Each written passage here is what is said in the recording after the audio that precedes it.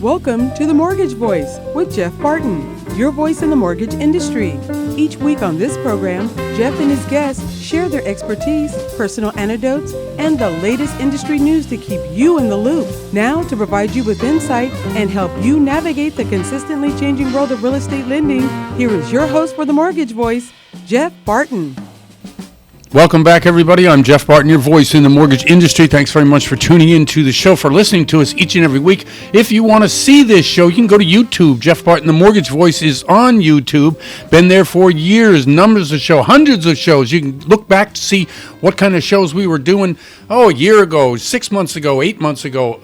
The reason I suggest that is because we've had a lot of different changes within the mortgage industry over that time period, and we look to, obviously, more changes coming as we push through the year, whether it's, having to do with inflation, whether it has to do with interest rates rising, whether it's the Fed interest rates or whether it's the mortgage interest rates. And those are two distinctly different things that affect each other a little bit, but not necessarily if this goes up, that goes up. So interesting things to talk about in the show. So if you want to see us, if you want to go back in history and see us, go to the YouTube, Jeff Barton, the Mortgage Voice. That's where you can find me. Okay, so I'm coming to the show today, and I'm here in a great studio up in Ventura County, California, and I want to say hi to my friends at KCAA, those great people who deliver the show to the Inland Empire and everybody out there. Hi, I really appreciate you listening, as I said.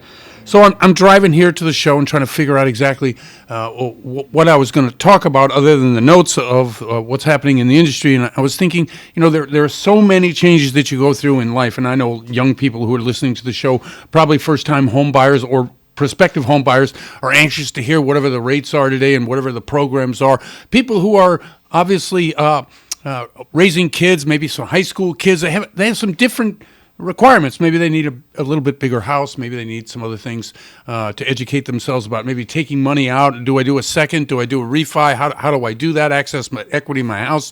And of course, there's older people my age and above, who are thinking, maybe it's time to downsize. This is a great market to sell your house in, and I'll probably get the best price today that I'm going to be able to get, or at least pretty close to it.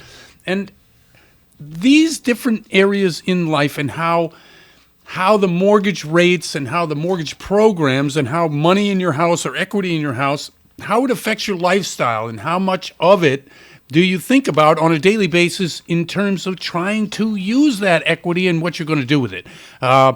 It's taxing, and most of us are not professionals in that particular area. Anybody contemplating that usually has a reason that they're taking money out of their house. Oh my gosh, kids need college fund. All right, let's take money out of our house. Oh my gosh, there's a health emergency.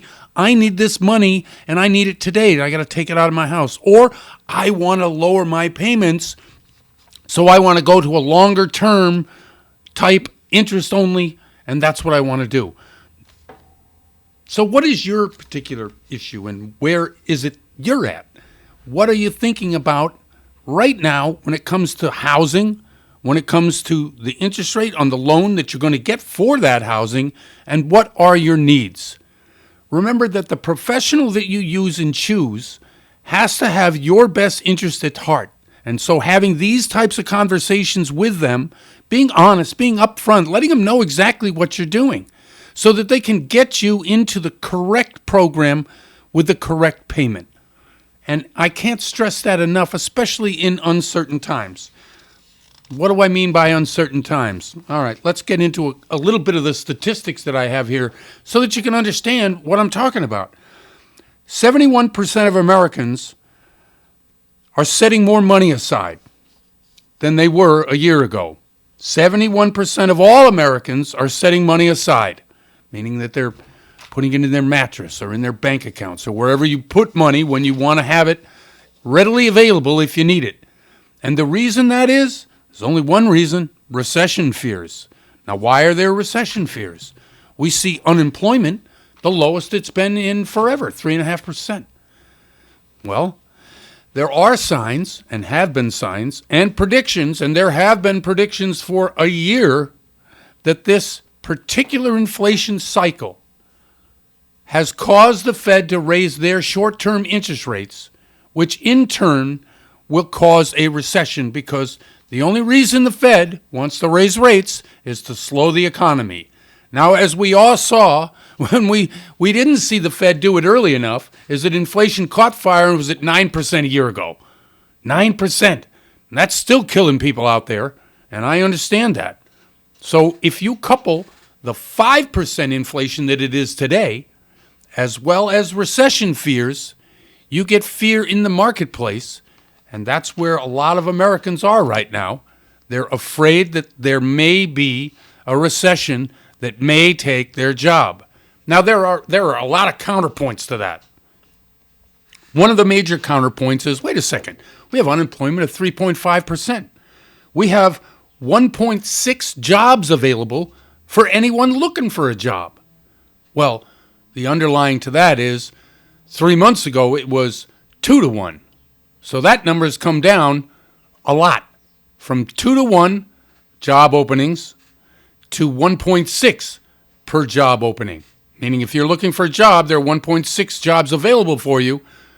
3 months ago, there were 2 jobs available for you. Now that alarming number, even though we know that there's 9.5 million jobs out there that are going unfulfilled, could easily change. Now, in my particular industry, in the mortgages and real estate business, we've seen, obviously huge downturns. I think last week I read out about 4 or 5 different companies that were really either merging or have been bought or have lost huge amounts of money in the first quarter of the year. I think United Wholesale, which is they and Quicken or Rocket Mortgage, they trade back and forth as to who's the biggest, but United Wholesale lost a ton of dough in the first quarter this year, not last year. Another one, Mr. Cooper. Mr. Cooper is a company that services a lot of loans. In the marketplace, when times are tough in the lending business, we see a lot of mergers, we see a lot of acquisitions. Mr. Cooper just bought Home Point. Now, Home Point was one of those companies that went public not all too long ago. There are 5 or 6 that I think I rattled off, United Wholesale being one of them, and obviously Rocket Mortgage being another. And the stock price and the share price, they're trying to get the public to fund those particular companies in order that they either do their expansion or they meet their net worth requirements in order to be able to service loans. Whatever it is, Mr. Cooper just bought Home Point, which was one of those companies that went public. And they paid $324 million in cash. And apparently, that was a bargain. Now, I don't know the finances of a lot of these larger companies. I do not know the wherewithal by which they're judging whether this is a good deal or a bad deal.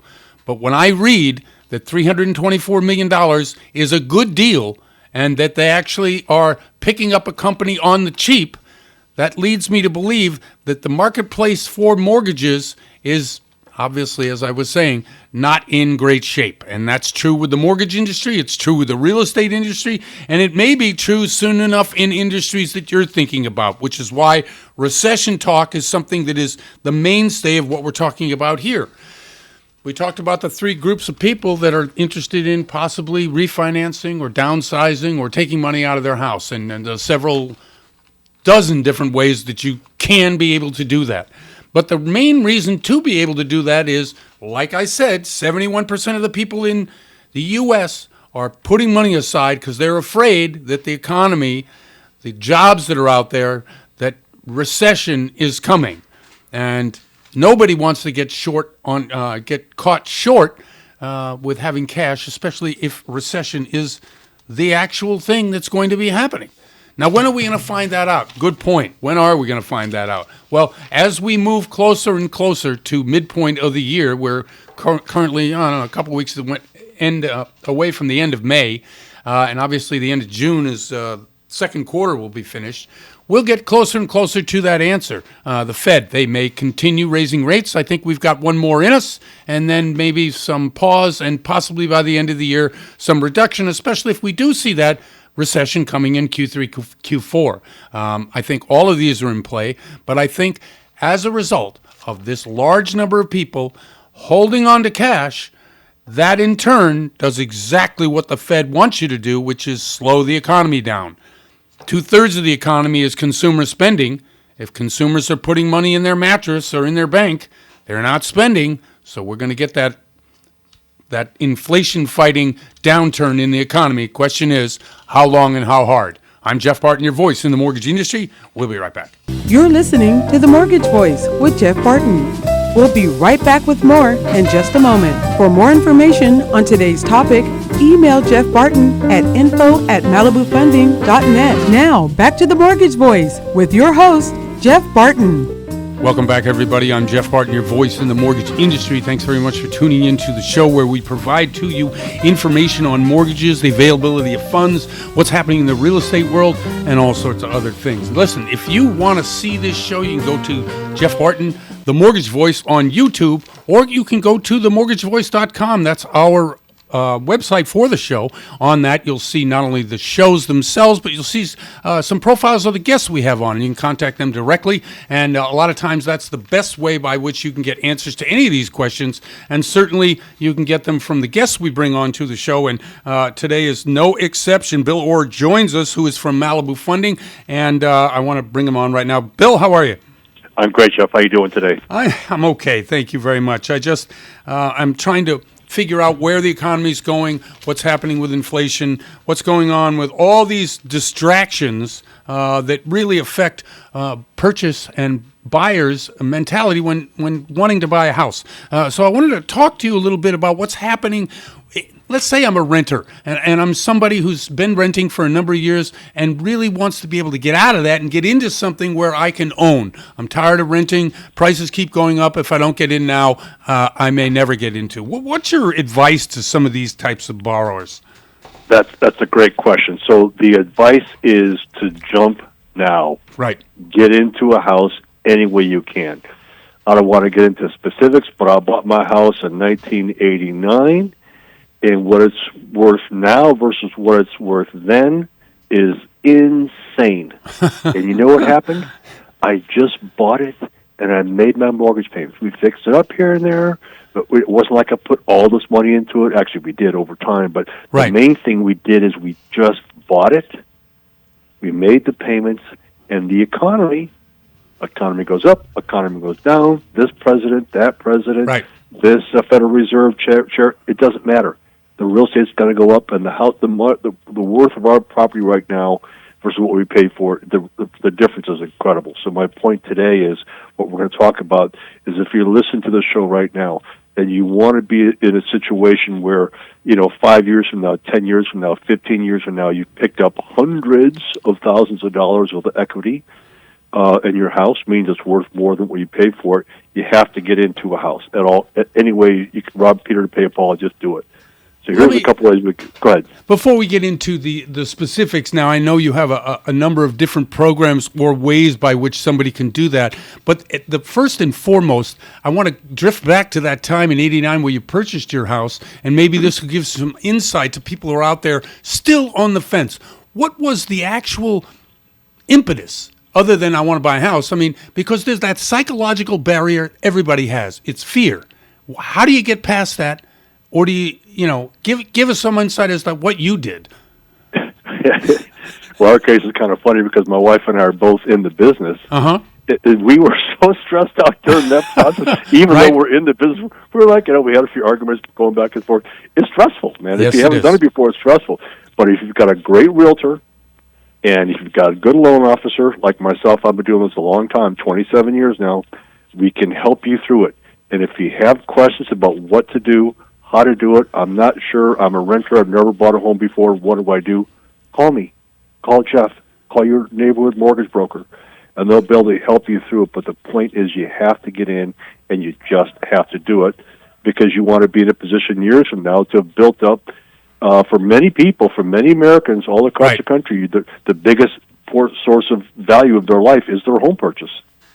That's a good point, and I would tag that with 99% of millionaires in America did it through real estate purchases. So exactly right. I mean, not everybody's going to be a tech guru and come up with their own website designed to be a millionaire. Most people, if you're just a regular working person, whatever, you're going to build value by owning your own home. This is the way to do it.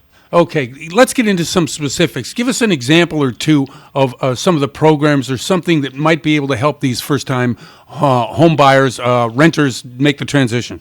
Well, the first one is a down payment assistance program. There's a bunch of them. We're not going to get into the specifics right now, but just so you know that there are down payment assistance programs available throughout the state.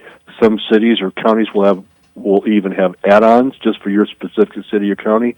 But we're gonna pick on the big retail banks, Chase, Wells Fargo, Chase, Wells, those big banks. Right. You know, they're not going to have all these various programs where us, Jeff, like you and I, and a lot of other mortgage brokers, we do have access to these down payment assistance programs. So if you've got decent credit, if you've been on your job for a while, you let's not let the money to buy hold you back.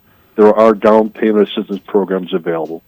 The next would be either a 3 or 3.5% down payment. So if you're listening at home, here's how you figure that out. You get your cell phone out, your calculator on your cell phone. You take a look at a house online that you see that you like to buy. How much down payment will it be? You take the purchase price and you multiply it times 0.035. Purchase price times 0.035 in your calculator. Just that simple. And that'll tell you what your 3.5% down payment will be for that house. That's a good place to get you started. Okay. Then from there, so you don't have to have 20% down payment. That's a bunch of nonsense. Good point. Yep. You get in from maybe a 0.5% or a 1% down with the down payment assistance. You can get in with a 3 or 3.5% down payment with many of the first-time buyer programs. Then you can get into the 5% down, the 10% down, or 20% down. You hear people talk about if you have the money. Of course, that's a good option for you. FHA is a great first-time buyer program, and the great thing about FHA is they allow for maybe your credit isn't so great. They'll allow for that. I'm helping a client buy a house right now whose credit score is 591. Wow. And they're going to be signing the loan documents next week. Wow, that's interesting. I was just going to ask you, how low does FHA go, and you kind of just nailed it right there. Well, they'll even go lower than that. Oh. You might have to have a little bit more of a down payment. And much of our business right now, Jeff, as you know, is computerized. Yep. So we put all this data into the Fannie Mae computer, and if the Fannie Mae computer likes it, you get an automatic electronic approval.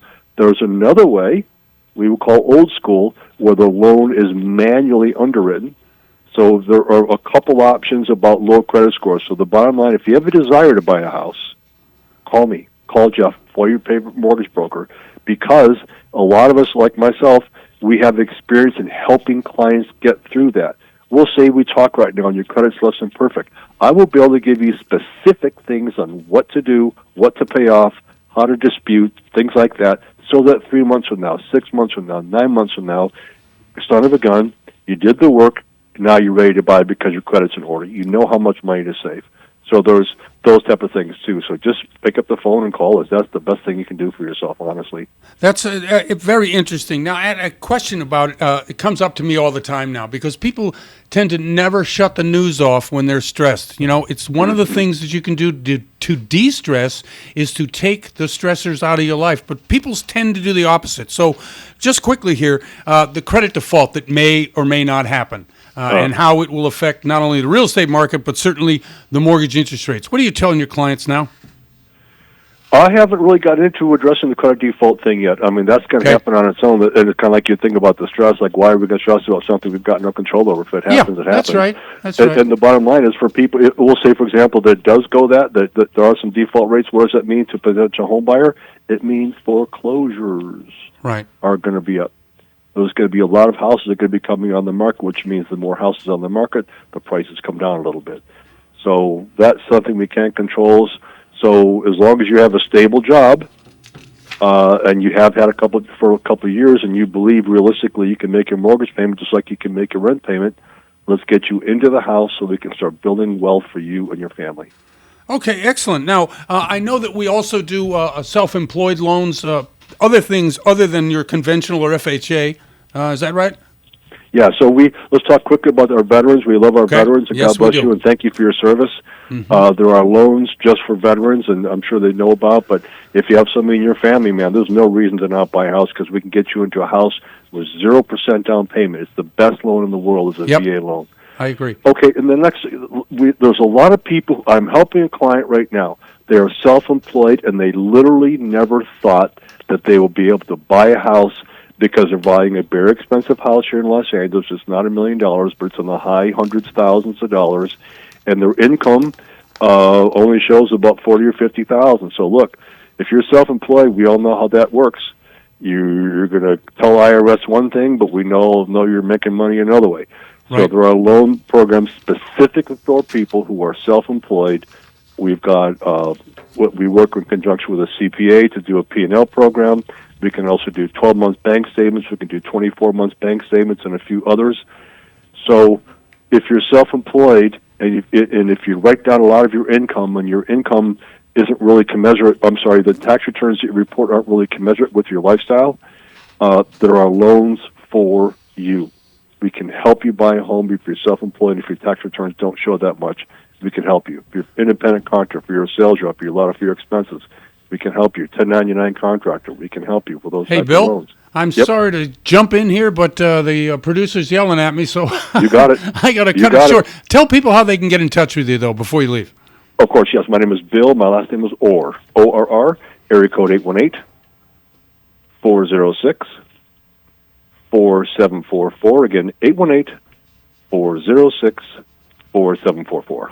Bill, thank you very much once again for coming on the show. Great information. I really appreciate it. Thank you. You got it. Thanks so much, Jeff. Thank you. That's Bill Orr from Malibu Funding. I'm Jeff Barton, your voice in the mortgage industry. We'll be right back.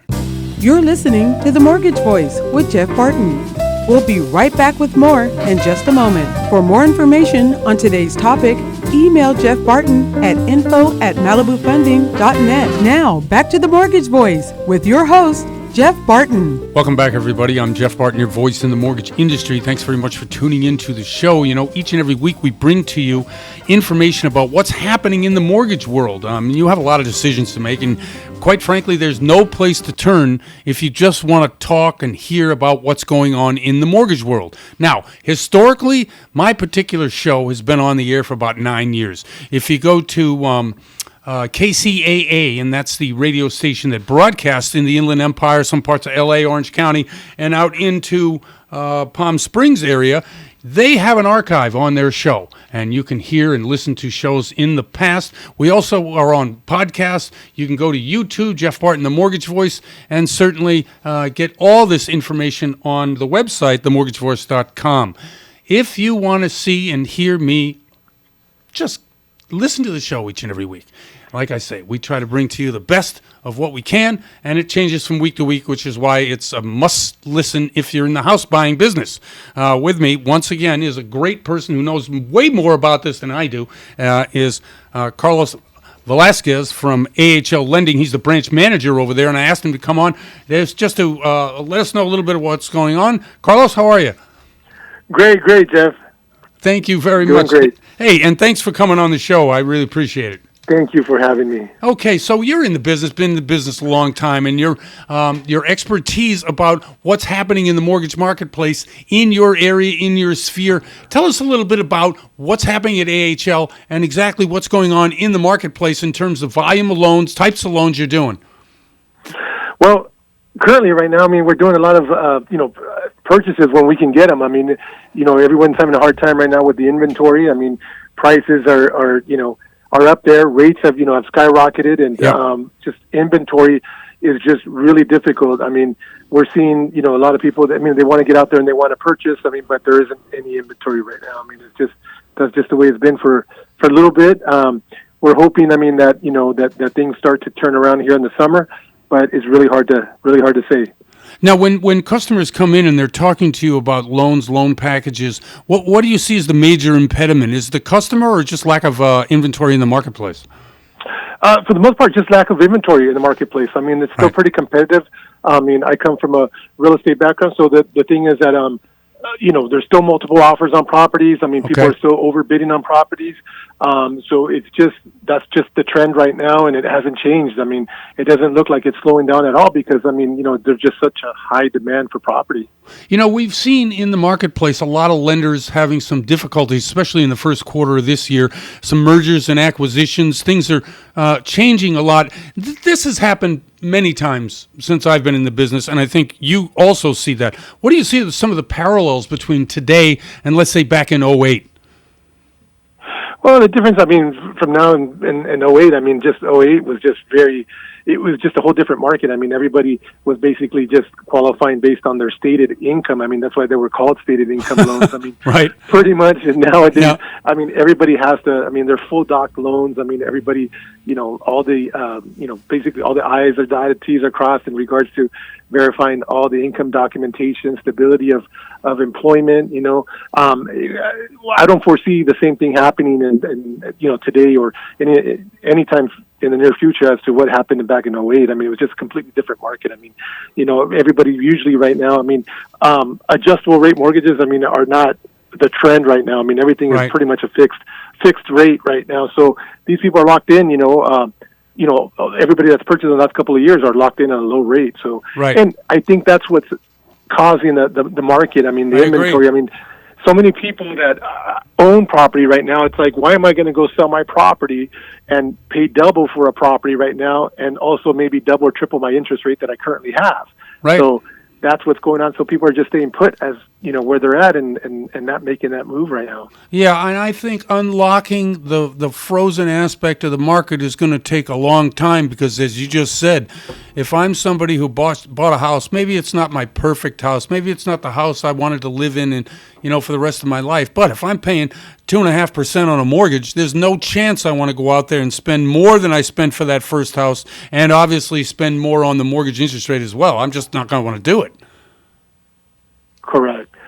Correct. I mean, I was talking to a friend of mine. I mean, it would be interesting if they could offer some sort of a bill. I mean, come out with some sort of a bill or something where, there could be some sort of like incentive for sellers that want to, upgrade their homes, maybe, getting a reduction of rate. And that way it would open up the doors for new potential first-time home buyer to be able to buy their property. You know what I mean? So, well, yeah. I mean, I earlier in the show talked about the home builder sentiment, how that's reached finally positive territory. But really, we're talking about we need wholesale new homes. We just need new product on the market because, we've been short in the market since '08 because nobody wanted to get into a situation where they were overextended like they were at that time. Where they were rolling houses off, especially in places like Utah or Florida or Arizona. Nobody wants to do that. Las Vegas. So I think home building itself, obviously we want to see more of it. And I don't know if you see much of it happening down in your area. Yes. We actually, there was an article that came out today. I mean, it says that, that construction is at all-time high. I mean, Great. I don't know where I saw it, but I saw it somewhere. I think it was this morning. Every morning I glanced through all the articles, and every day it's changing. So, yes, I mean, there's a lot of stuff, construction right now. It's in very high demand. Now, automation. Now, we take a 10-year window here. 10 years ago, we didn't have the type of automation that we're going to have. And coming forward into a mortgage company near you will be artificial intelligence and the way that can streamline a lot of processes. For instance, if you're talking to a lender, you may not be talking to a lender. You may be talking to some automated voice that will tell you or talk to you. And do you see this not only, obviously, it's going to expand the margin or bring some of those savings to the borrower, but do you see this as a trend in the industry coming soon, or is it going to take some time? Well, I think it's going to take I personally think it's going to take some time, but it is coming. I mean, Everybody's talking about it. I mean, just kind of like when social media came out, which was like, maybe 5-6 years ago. I mean, everybody was just kind of surprised about what was going on, and everybody that was doing it, people thought they were crazy and stuff, but it's now the trend, and now everybody's talking about, people can get ahead of the game on artificial intelligence, that's where it's going. I can't say for sure exactly, where it'll end up, but I mean, I think people still like the fact that they need to interact with people. So, I think a lot of companies have tried it. Some of the larger companies have tried things like that, and for some reason or another, it just doesn't seem to always work. I mean, it's kind of like me trying to go on to, customer service chat with, a vendor or somebody, and, you type in your question and, it kind of redirects you to something. It's like, no, Right. that's not what I'm trying to do. No, I understand. That's true, by the way. And talking to anything online is always frustrating because you're never quite sure who you're talking to or what you're talking to. Just Correct. wanted to talk to a person that can answer the question, which is, which box do I choose, A or B? And they want to give you an explanation about 57 other things before you actually get to your question. Happened to me the other day. Very, very frustrating. And then you're on hold, of course. And I think these types of situations will take some time to iron out. But I do believe that you will find, and you're in the business long time, and your expertise is in bringing a loan from A to Z, seeing it close out. Those steps in between there are some of the things that I'm talking about, maybe not seen by the general public on a daily basis, but in terms of processing, in terms of how the loan gets looked at, whether it's credit score, whether it's AUS, or whether it's any number of other processes, work-related, checking verification of employment or income. All these things can be done in an automated fashion through pretty much without human beings. And I think that integration is coming. What are your thoughts? Oh, no, absolutely. I think it is coming. I mean, I use, chat, whatever Right. you call it, chat, GBT, whatever Yeah, it is. that's I what it use is. it all the time because, for certain scenarios, like, I'll just type in, like, an underwriting question or a guideline. And rather looking it up myself on Google, or, usually like, the like an FHA handbook or something, I mean, I'll just go to the chat, and the artificial intelligence, I type in the question and it gives you the answer. So, Right. A lot is happening, Jeff, and it's coming really fast. So Right. technology is, I mean, it's kind of hard to keep up with it. No, it really is. We're out of time here. We're at the end of our rope. But I'd like you to shout out your phone number so people can get in touch with you, especially if they need a great lender and a lender source at AHL. Yeah. My number is 714-604-7600. I can put you in touch with one of our loan officers, and that we'll be glad to help. Thank you very much for coming on the show, Carlos. I really appreciate it. Thank you so much, Jeff. Thank you. you. Have a great day. I look forward to your show. Thank you very much. I'm Jeff Barton, the voice in the mortgage industry, and we'll be right back. You're listening to The Mortgage Voice with Jeff Barton. We'll be right back with more in just a moment. For more information on today's topic, email Jeff Barton at info@malibufunding.net. Now, back to The Mortgage Voice with your host, Jeff Barton. Welcome back, everybody. I'm Jeff Barton, your voice in the mortgage industry. Thanks very much for tuning into the show, for listening to us week after week, month after month, year after year. Yes, we've been on about 9 years, hundreds of shows. If you want to hear or listen to any of these shows, several places you can go. Best place is KCAA.com.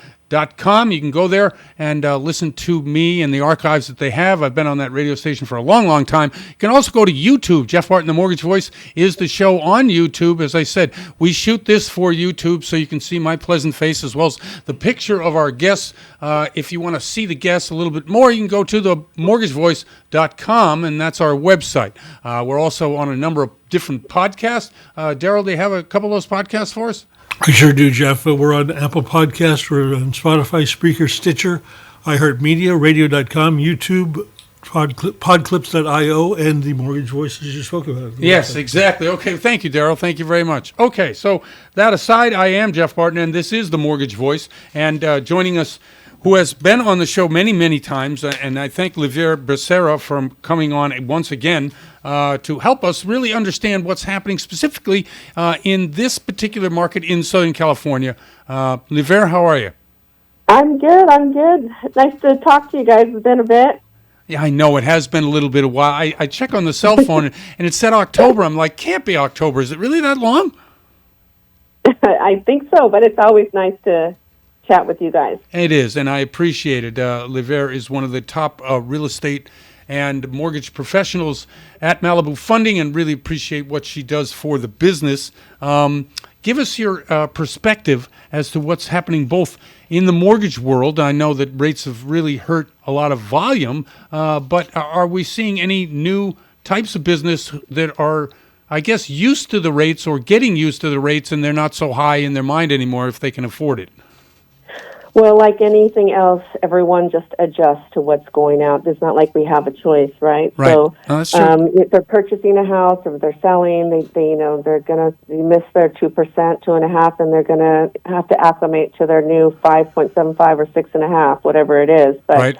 I think there's really not a difference between the two. One always affects the other. The high rates affect the real estate. What's going on in the real estate is going to affect the rates, the mortgage industry. So, I mean, I was having a conversation with my title rep just this morning, as a matter of fact, and a couple months ago, there was maybe 100 defaults, NODs, notice of defaults that had been filed. As Right. of a couple weeks ago, there's 300, and Uh-huh. that's in LA. That's in LA County, by the way. Right. So that will, everything right now is supply and demand. So there would be more supply, which will also affect the rates. So there'll be less fighting over homes. There'll be more properties where you can make an offer on, and you won't have 10 people fighting you for the same property. So I think that, although it is discouraging, to know that there's that many notice of defaults, but there will be more properties on the other side that will be available for buyers. Now, And hopefully it will bring the prices down some and stabilize them. yeah, no, that's an interesting analysis, and that great fact that you went from 100 to 300, but 300 in a city of 10, 15 million in the county is really a drop in the bucket in terms of supply into the marketplace. If in fact those houses even get to the market, the way corporations sweep in, buy them all, and then just rent them out and look at the margin better that way. That's very, very true too. But as a seller, if I was to be in that same situation, I wouldn't sell to somebody, because they're going to buy them for pennies. But, as somebody who's going to sell their house, you want the most, especially in this market, and you're going to want to get the most for the property. And I don't think those type of people want to pay the most. But I think when we'll get there where they buy the huge, packages of the foreclosures when we're, if we were ever to be in another bubble, then that's where they rake them in. Okay, I interesting. think right now. Yeah, Huh? go. No, I was just going to ask you a little bit about what was going on with the economy. The dreaded predictions of the recession that is coming, that keeps on coming but never get here, kind of thing, and how that necessarily will affect supply and demand of the product in the real estate world. Well, it all depends where it lands. I mean, if we could predict the future, well, I would be so rich. So, but I'd have spent it already. So we'd have pre-spent it. Yeah, exactly. I owe that money. What do you mean? That's funny. So yes. So we'll see what happens. We're seeing things or hearing things that by the midsummer, what might happen if the Right. Fed coin comes in, how that will that affect, and how the transition would even affect, us as not only just as a nation, but as a world. So it's interesting and scary, but, one day at a time, Yep. and just go with, however it happens, we're going to be here, and we just have to, like we said before, we'll have to acclimate, we'll have to adjust, and there you go. Do you see a difference in the type of loans you're doing today than you did 2 years ago? Well, I'm very blessed. I am still busy. I have Great. way more purchase loans than I do have refinances. But I also do real estate, so I do keep busy. But again, more purchase.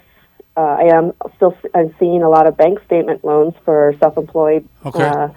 And which the bank statement loans, as you very well know, you just supply 12 months worth of bank statements. Could be personal or could be business, and then we add up all the deposits, we divide it by 12, and boom, there's your income right there. So it's a great way for self-employed to get. So I'm seeing quite a bit of that, but a lot since they raised the conforming loan limits. Right.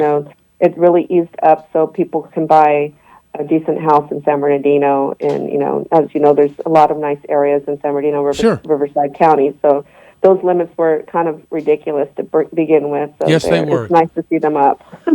Yeah, I think they were still thinking last year anyway about 2008 and 2009 when 2/3 of the value of the homes went, down. So they were never wanting to lend more, especially when the prices there rose as quickly as they were rising in LA, and people were moving there. Demand got up. Multiple offers on many, many different houses. So yeah, it's nice to see it. What is the conforming limit out there now? I believe it's 726 and Right. change. Right. And that's nice. I mean, I've friends in Rancho and a number of other places, Riverside, and so they're all happy that's available because it brings in a whole new pool of buyers. It does, because in those like Chino Hills or Right. Chino, where you have homes over $1 million, and Rancho too, I mean, they would be stuck with a jumbo even if they were at 700,000. Right. That was kind of ridiculous. So it kind of limited the growth, I believe, in those areas for somebody with it limited buyers. Right. Is what it did. Right. Obviously, if you're coming from some parts of Los Angeles where, $1 million, especially even in Orange County where it's over $1 million, the median home price, and you want to move out to there, you want to be able to get the best loan you can possibly get. There's no reason why the demand will be lessened unless, of course, it's more difficult to get a loan that you can afford, and that's what was happening. Right. Yeah. Remember when they were like in the 400s? It's Yeah. like, okay, you're going to buy $1 million home. You have to come up with 600,000 Yeah. if you want a conforming. And now, it's a much different ballgame. 300,000 is a big difference. I agree with you 100%. Okay, prediction time. Where do you think we're headed in the next 3 months? Do you think the Fed will ease up on rates? Do we see a Fed cut by the end of the year, which would also help the mortgage interest rates go down? Well, what I'm hearing is that they are going to come down by the end of the year, that we should be in the upper fours. Wow. And you know as well as I know, we go into an election year and Yep. they always drop the rates. Yep, So I agree. Don't cry over your 7 or 6%. We'll see you in about 6 to 8, 9 months, and we'll get it right back down for you. Right. I believe that. I think getting into the house is important. Looking forward to the refinance is great because I do think that's happening. And I agree with your election year. I just think that what we're going to see is either by the first quarter of next year, we probably won't see anything happen because Fed doesn't like to get involved in politics, even though, like what you said, is also true that we tend to see interest rates lower during election years. Absolutely. I've seen it. I've been doing this almost 23 years, every single election year, always. It's unbelievable, isn't it? Hey, Livier, could you shout out your phone number, a way by which people can get in touch with you, especially if they need a great person in the real estate world, mortgages or real estate? Yes, absolutely. My phone number is area code 626-712-9920. 626-712-9920. You can call me Liv if Livier is too hard for you. But, I would be glad and appreciate the opportunity. Thank you, Livier, very much for coming on the show. Always enjoy it.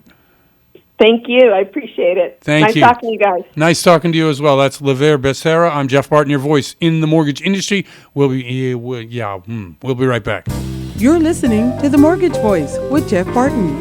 We'll be right back with more in just a moment. For more information on today's topic, email Jeff Barton at info@malibufunding.net. Now, back to The Mortgage Voice with your host, Jeff Barton.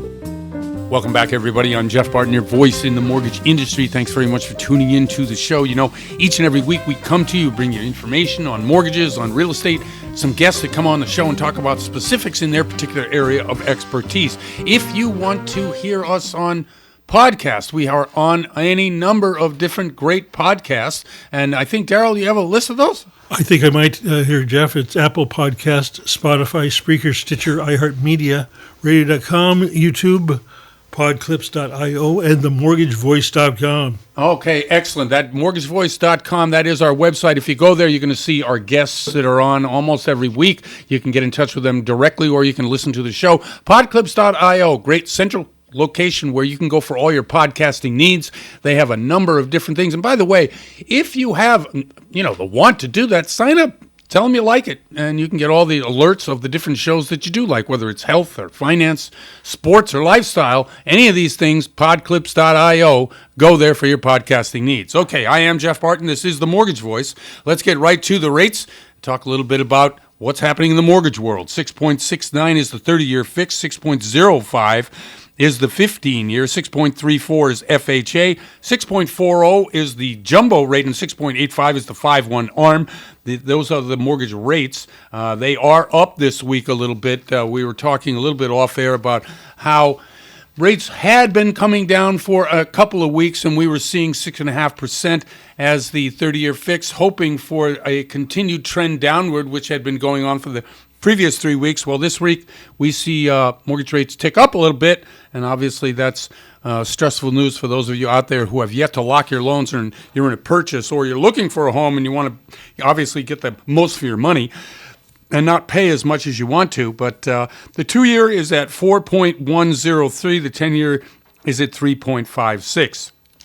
We are almost at a half a point in terms of the spread between the 2 and the 10, and we still are predicting that recession, whether it's mild or whether it's not mild, probably coming in Q3 or Q4 this year. The economy is slowing a little bit, people keeping money in their accounts, not spending as much as they were. So all of that really leads us to believe that, yes, we will get the slowdown. Whether it tips into a recession or how much and how long is really about the Fed. Fed may raise their short-term interest rates one more time, 25 basis points, may cool off, hold on for a while, and see what happens at the end of the year. If we go into a serious tail spin, we probably will see a rate cut, although the Fed doesn't come right out and say that, because that would make the stock market and everybody else go cuckoo. But that's what I think would happen. I mean, this is coming into an election year, and the Fed doesn't like to do anything during an election year that would upset that particular election cycle. So if they were going to cut, they probably would cut by the end of the year, early in Q1, before it got into silly season, which is, the election cycle that's coming up. And by the way, the election cycle that comes up really is respondent to many things that are happening in the news. And because this is such an unusually volatile group that we've had coming around, same guys, probably the same time. How does that affect mortgages? How does it affect the availability of real estate? Well, it's interesting. I read today that the Home Builders Association of America, let me just get it right for you so I don't screw it up. Let's see. Where is it? No, I don't want to read about the bathrooms in America, although that was interesting too. Home Builder Housing Market Index is up 5 to 50%. Now, we all know that any of these indexes at 50% means that we're in positive territory, which is the first time in 5 months that the home builders' sentiment, that is, if they survey a bunch of people in the home building, whether it's Lennar or whether it's Aspen or whether it's Broad or, any number of these larger home builders, their sentiment of the positivity of how they feel about what's happening in the home building section is at 50, which is a positive. And it's, as I said, the first time in 5 months that it's been in the positive. And it's the 5th month in a row that the home building housing market index is up. One of the reasons that they say, one of the main reasons that they say it's up is because there's such a lack of housing. Now, we were predicting at the beginning of the year, and this is why prediction in the real estate world is so crazy. I don't know if whatever website you go to, there's always somebody that is the outlier that'll say, oh, no, I know what's going on, whether it's Michael Barre or whether it's Jamie Dimon or whether it's Mohammed El Arain, the economist. All of them are predicting a certain thing, and it's usually an outlier of what the main body of thought is. In this particular way, the main body of thought about what's happening in the economy changes, and it's changed for me too. And I think because of that volatility, a lot of people are, searching for security. One thing that you can do in any market to get security to own property, as everybody knows, we've said it, and all my guests say it who come on the show. They say, look, if you can get in and you can afford the price of the house and the monthly payment, what difference does it make what the rate is or what the cost of the house is? But because the availability of housing that we thought would increase because the demand would be less and people wouldn't want to pay the high price and mortgage rates would be falling, we would get more housing in the market. Well, that didn't happen. Just the opposite happened. which means that the home builders who were afraid to build houses at the beginning of the year now are not so afraid. And the reason being is the demand is there. Look, we don't have enough houses for people. We're millions of houses behind of where we should be. And obviously, we see more and more opportunity as we go forward in this year, because fewer and fewer homes are on the market this year than last year. And last year was a terrible year for availability of properties on the market. So that's why the Home Builder Survey is what it is. It's up, and it's at 50%, and that's probably a pretty good thing. If jobs... Oh, okay, here we go. The unemployment is at 3.5%, but jobs available now, 1.6 to every available worker. That's down the lowest in 2 years. Now, we talked about this earlier in the show.